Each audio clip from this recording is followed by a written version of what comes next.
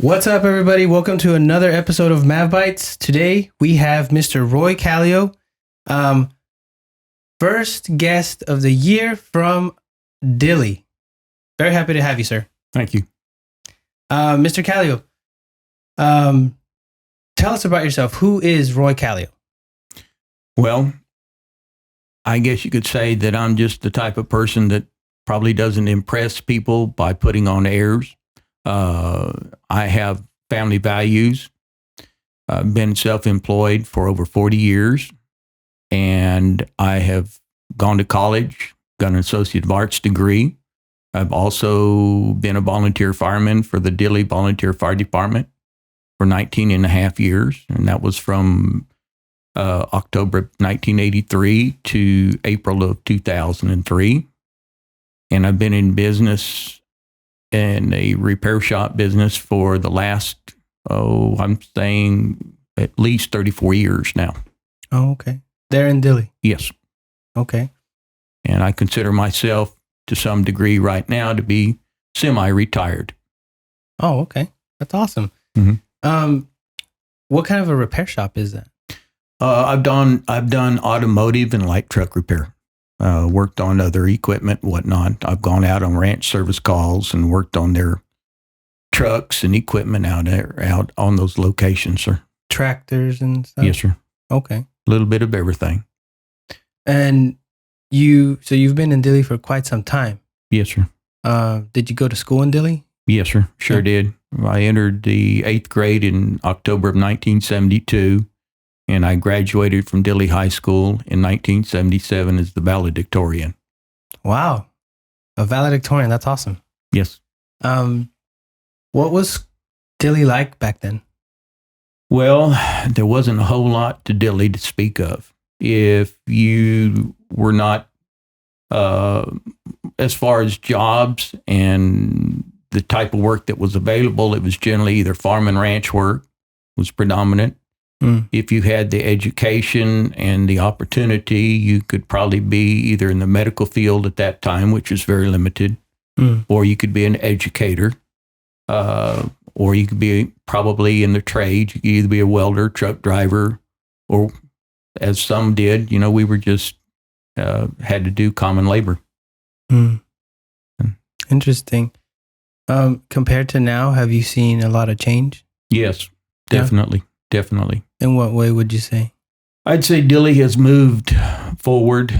Dilly has had opportunities. There's a prison there that employs people. They have a detention center now that employs people in the area. I'm not sure if everyone would qualify, but I do know they employ Dilly people. We have other businesses that have come in and have set up, shop, so to speak, on the interstate in the area. We've seen probably the population of Dilly grow from the time that I can remember until now. I'm going to say it's at least twice to maybe 2.5 times larger than it was originally. But things have improved in Dilly compared to what it was almost 50 years ago. That's good to hear, to see after some time has passed, there has been an improvement. Yes. You mentioned family values. How is that important to you? Well, family values is very important. I mean, I've spent my life and time helping my father and my mother over the years. When my father was having financial issues and went broke farming back in the early 80s, he needed someone to come in and help him. So I devoted my time and effort. And we got into the vacuum truck business, and I worked with him for the 6 years and 2 months in that particular line of work, and helped support him and help him pull himself, or try to pull himself out of his financial bind. I've also been in business with my father and my brother both in a partnership. So family is important in my book. I agree with that. And that's good to hear. Family values, I think, is sometimes that it's not highlighted as much. I think it's more engraved in us in humanity than we care to show for it, you know? Yes. So I appreciate commenting on And that. then also too, I'd like to say that I took care of my father when he was ill, from the time he really went ill in 2010 to 2014. Mm. And there were 4 years there that were really difficult to deal with. I also made a promise to him that, and he wanted me to make him this promise 2 weeks before he passed away, to take care of my elderly mother, which I have been. And I will say that can be quite a challenging task, but I've done that. Mm-hmm. But that's out of love and respect for family. Yeah. I think about that a lot. You know, currently my parents are not in a situation where they're in need of care yet, but I'm the oldest of 5 brothers, and I do feel an overwhelming responsibility to be able to answer that call when it comes. Yes. You know, so yes. From what I hear from other loved ones that are going through the situation, or even other friends and, you know, colleagues that have mentioned what they're dealing with, it is hard. It's a humbling experience, yes, and it's also in a weird way kind of like it's rewarding. Yeah, you know, in a different sense. In a different sense. Yes. I think it's almost like, I almost feel like everyone has to go through that. Yes. You know? They will. They will. I mean, everyone has a parent. Yes. You know, so interesting. So what is your favorite thing about Dilly? Well, the favorite thing about Dilly, for the most part, it's quiet. Now, granted, yes, there are some instances where we have I guess you'd say we do have a little bit of crime that happens in Dilly. Matter of fact, I've been a victim of crime myself here about 2 weeks ago. They broke in and stole quite a bit of my shop tools and equipment. But other than that, we don't have to worry about being, how would we say, the gun violence that we normally would hear about in San Antonio. But I like Dilly, and the reason for it is because it's quiet. Yeah. I feel like I've heard a lot of break-ins lately. Yes. Almost like, well, I mean, you never hear about things like this in small towns, and then all of a sudden it started, and it feels like it hasn't gone away for a little while. Yes. You know? Yes. Has that been difficult to deal with? Or was it just a matter of time for you to maybe go through it yourself here in Dilly? I think it was just a matter of time. You know, to me, I think it was going to happen sooner or later for me, you know, to experience it. I didn't want to experience it. It's not a fun feeling to have to deal with it, but you know, I don't know what else to do right now to get that totally solved. I kind of wish we would have a little more law enforcement presence come by from the Frio County Sheriff's Department. I hardly ever see any of the Sheriff's Department vehicles coming by and patrolling our area, at least where I'm at. Maybe some more patrolling. Yes. Interesting. What would you say is your favorite thing about what you do for a living now? Most interesting thing? Well, when I first started out in this, I'll go back to when I was in high school. We had aptitude tests that we had taken. And of all things, they had given me an aptitude test for mechanics. And I thought, well, this is interesting. I took it, and they come back, and the U.S. Army had called, or one of the recruiters called me and wanted me to join up. I said, why? Said, you're one of the very few that aced our test. And my thought was, I just can't see myself going off, being in the Army and being a tank mechanic. But that, after time, I've learned that this is apparently what was supposed to do. You know, we all have certain callings in our life, and doing mechanic work for me was rather easy, and it was something that I could think through and do. Okay, so you feel like you answered that calling. I answered that call in life. Mm-hmm. And this is what I would call this is what I think the good Lord intended for me to do. Mm-hmm. So, and I've enjoyed it. It's been a challenge. Mm-hmm. The business end of it is more of a challenge than anything else.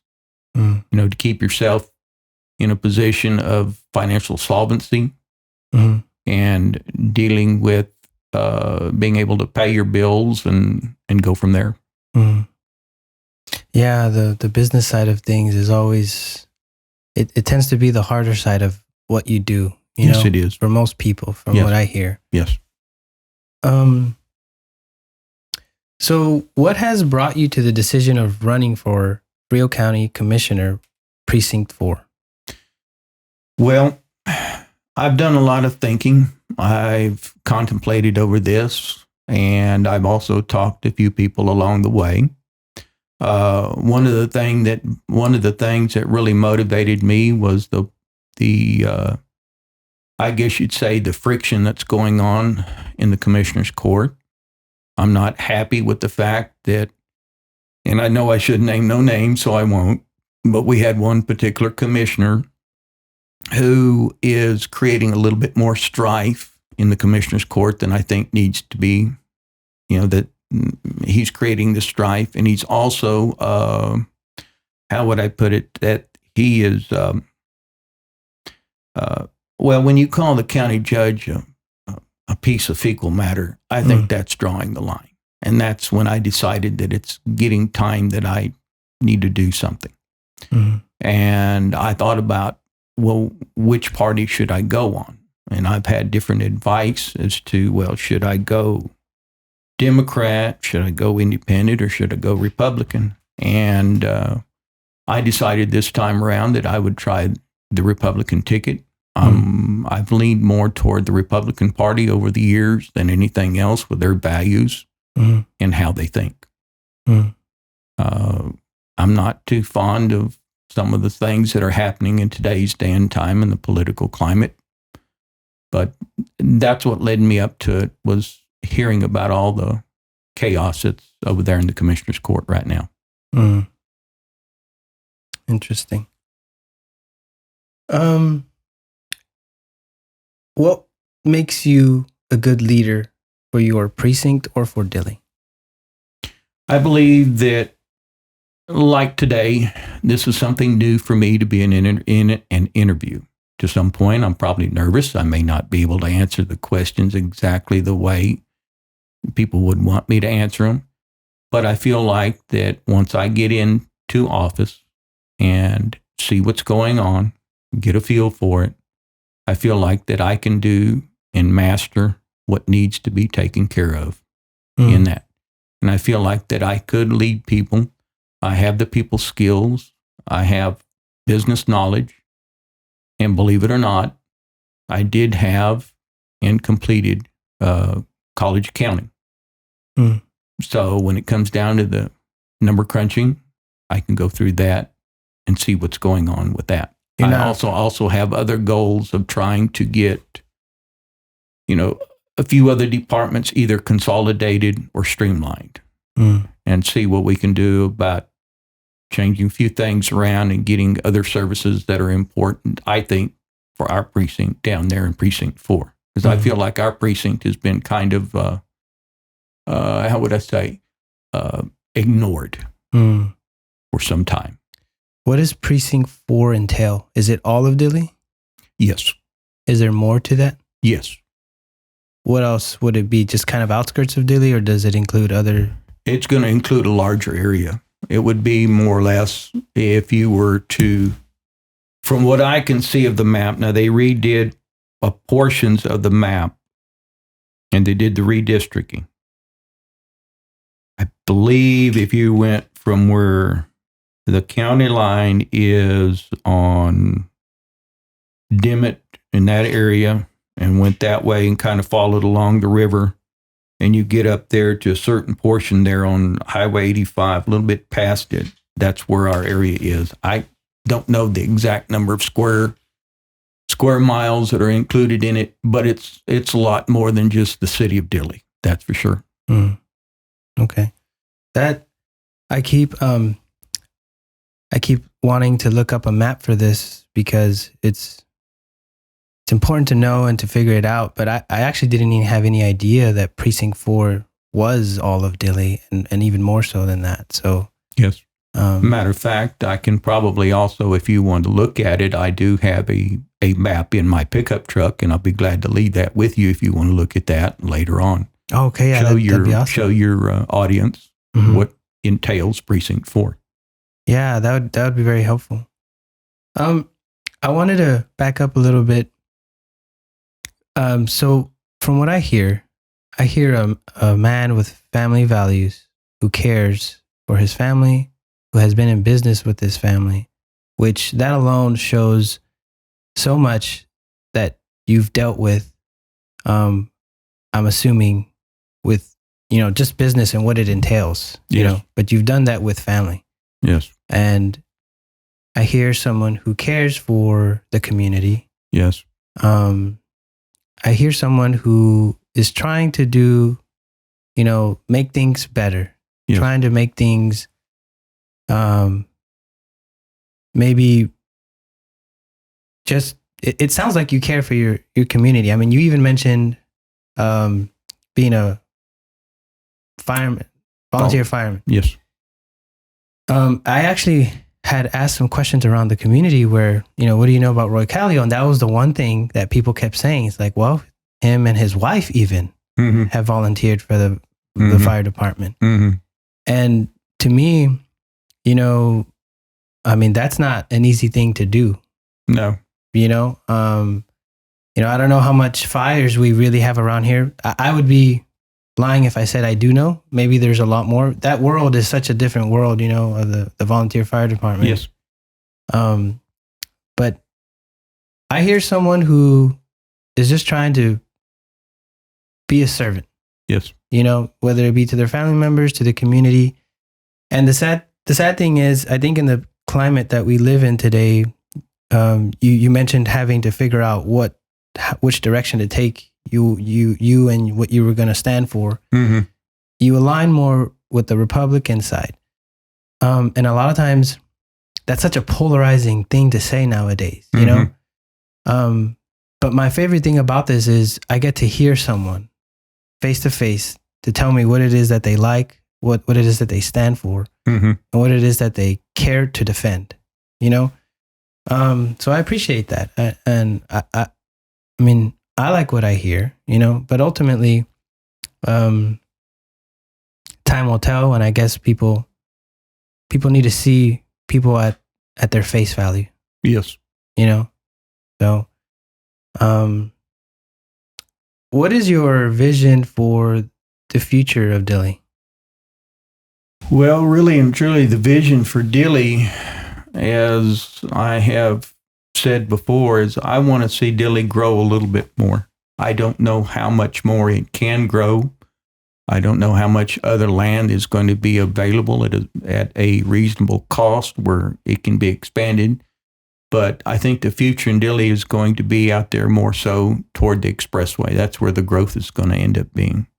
I would like to be able to find out why some of the businesses that have had thoughts about coming into Frio County, I'm talking Frio County in general and in the Dilly area, why they haven't come down. And that was one of my goals when I get in office, is to see and visit and maybe see if I can solicit some other larger companies to come in and employ people. Because we need to enlarge our tax base, and we also need to employ other people in the community. And that's my vision for Dilly, is some sort of growth. Some sort of growth.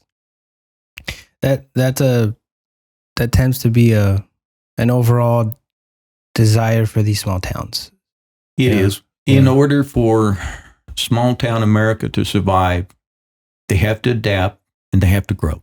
And I think that's what needs to be done, is slowly, surely, go forward and get Dilly to adapt a little bit more and to change a little more. And we'll see positive results on that. And that's my opinion.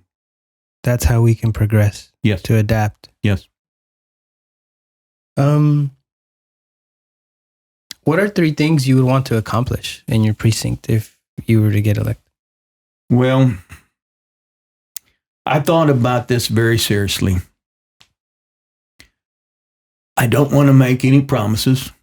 Of course. Because as I've learned over the years, you go to making promises, sometimes things don't work out, and you're going to be considered a liar, and I don't want to be considered that. But I just have to play it all by ear. That's all I can say. But I would like to be able to see Dilly grow and see the tax base increase and see our community become a little bit more safer as far as the break-ins and the thefts. I'm curious why the tax base growth is important. Well, the tax base, look at it this way. If we can get the tax base up, we can keep the tax rate at the same level, or perhaps we can lower it. And if we can lower that, that will attract other businesses, industries, and it will also affect your property taxes. And that's the key to the whole deal, is, sometimes the property taxes seem a little bit high, and if you get more tax base, well, the other businesses will pay their fair share, and then we'll have, how would I say, a little less burden on each individual homeowner. Okay. That's what I'm getting at, sir. I understand.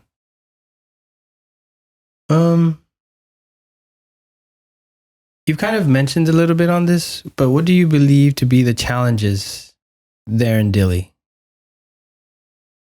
The challenges in Dilly. Wow. Most recently, I guess I would say these crimes that are taking place, Well, the break-ins. The break-ins, yeah. Yes. I think that's one of the things that we're needing to see if we can figure out what to do about that and how to get that taken care of. But I think, too, we're probably also having issues and problems with, I guess you'd say, narcotics. And those that use narcotics, well, they're going to have some kind of money in order to get their dope, and they're going to be they're going to be the ones that are breaking in and stealing the little things or big things. And they're going to need protection, so then there's that. So interesting. And what about opportunities in Dilly? Opportunities. Well, I think Dilly has a few opportunities, and I'm hoping that as time goes by, if we can get business and industry to come into the area or other entities, that we can get some other employment in and help people in general. As you well know, if you've studied economics in college or in high school, whatnot, you've got the old trickle-down theory. And if you have someone, say, for instance, years back in Dilly, we used to have what they called gene masters. This was back in the 90s. And people would say, well, it didn't pay a whole lot. But there were so many local people that worked there. And they didn't make a whole lot of money a week, but they earned money. And all that money that they had earned, for the most part, was spent within the Frio County area. And it added to the economy. Yeah, and I know when Gene Masters had that, when the building had caught fire and it burnt down to the ground, that was a loss of a lot of jobs, and that was a loss of income for a lot of people. Interesting. So that's kind of what I was thinking of, is we need to find something that can employ the people in our area.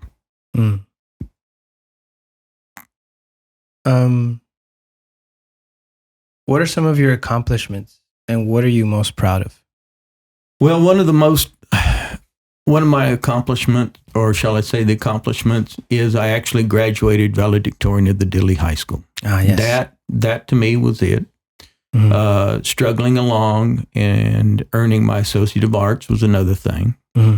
I also, believe it or not, had attained my ASE certification as a master automotive technician. Okay. And I was real proud of that too. I'm proud of the fact that I've survived the 40-something years in business, and what little I have is paid for. And that took a lot of doing.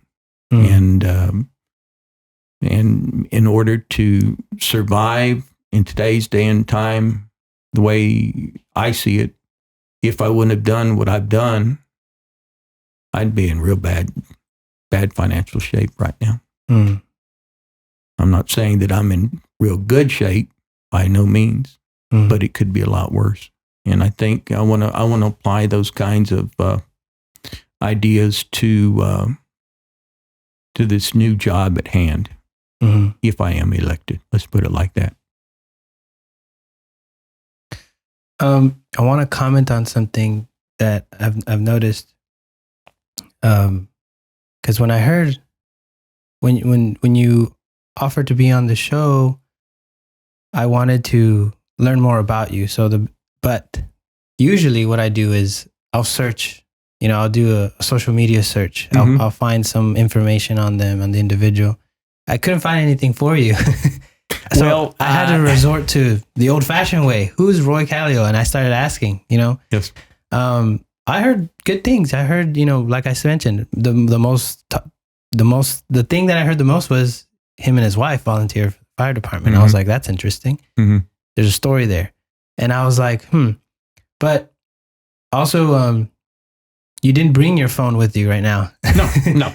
And what caught my attention about it is I'm a huge promoter for technology. In fact, MavBytes is founded on, the idea of how tech can spread and stuff. Yes. Now, this is a pro, but it's definitely beneficial. And I'm a big promoter for it, but I'm also of the opinion that it has to be balanced. Yes. And that balance is found within a person, or also finding people that are, just more traditional. Yes. In a world of saturated social media and the internet and, always being connected and stuff, I have to say it's been quite refreshing to have you here and be talking to you about, just more of a traditional way of doing things. I mean, as much as I feel like we need the tech, I have to say, and I have to admit, sometimes I want to toss this thing across town, Well, now, when it comes down to cell phone, yes, I have a smartphone. Yes, I do the texting.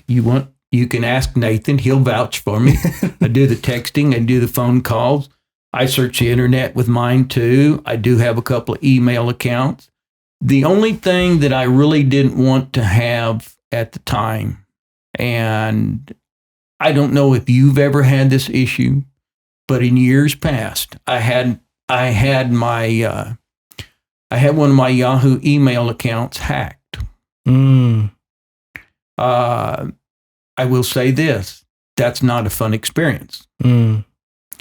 On my contacts, I had a lawyer out of San Antonio that I had business dealings with.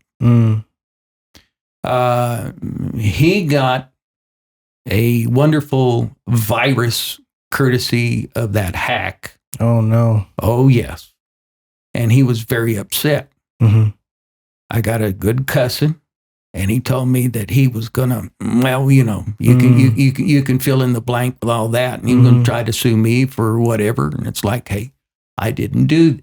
Well, anyway, so that's why I try to limit myself. Now, yes, I can understand about technology, but I also can understand about being hacked. And there are those times when you post certain things on social media, they can come back and bite you. Yeah, definitely agree with that. So that's why I've kept kind of, I try to keep a rather low profile. If you had Dilly's attention for 30 seconds, what would you say? If you could just get everyone's attention for 30 seconds, what would you say? What would be the most important thing? I would say that it is definitely time for a change as far as our commissioner is for Precinct 4. We need to get a little more representation. We need to have a lot more civility involved in all of this. And we need to have someone that will take the time and to make the decisions that are necessary to move Dilly forward. And that's what I have to say, sir. Awesome. Well, Mr. Kallio, I think unless there's anything else you would like to share with your community, I think that's pretty much it for us. I appreciate it, and I do thank you. Thank you so much for being on the show, sir. Really appreciated you. Thank you.